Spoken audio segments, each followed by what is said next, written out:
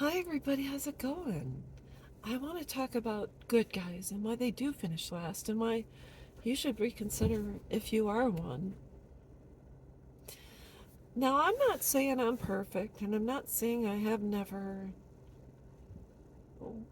I don't want to talk about retaliation, but I've never gone so far as to destroy someone's affects, personal property, etc. But let's just say you were cheated on and there was another woman involved, and that's all I'm going to say. So let's just say I took the low road when it came to that. But other than that, um, when it when it comes to relationships, when you're married or you have a partner and you have children, if one person drops the ball when it comes to the relationship, parenting, etc., let's just say they're an absentee parent, and you're the good guy, good girl, and you step up and you want your children to have some sort of stability and some sort of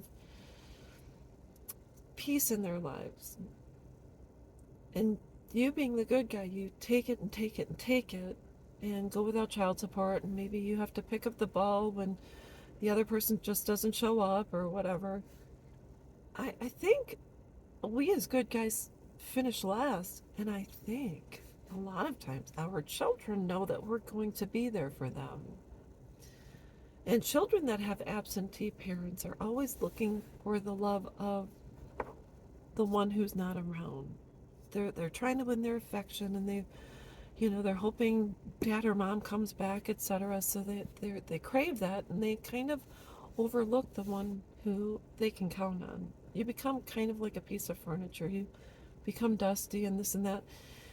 And so being the good guy doesn't necessarily pay off.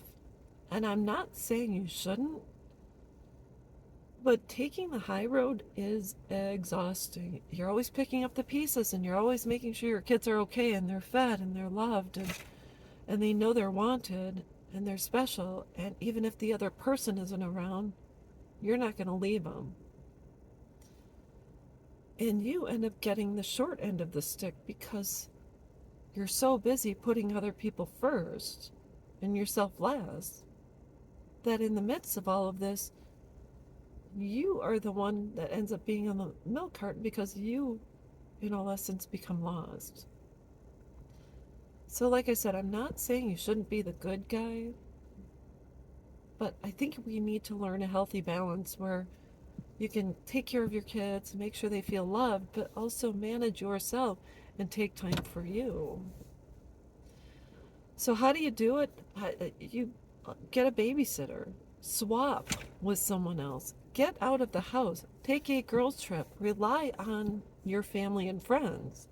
They want to keep the grandkids, so go, uh, just go away for a night by yourself with a friend, with if you're dating someone, schedule time away with them.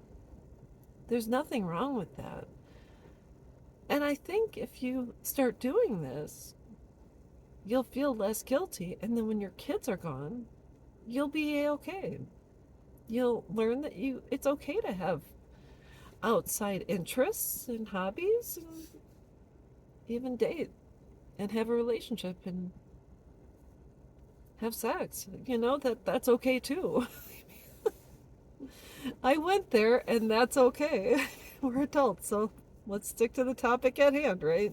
So anyways, take care of yourself. Be the bad guy once in a while, but keep it to a minimum. But don't lose yourself in the process. So anyways, that's all I've got. And I will be back.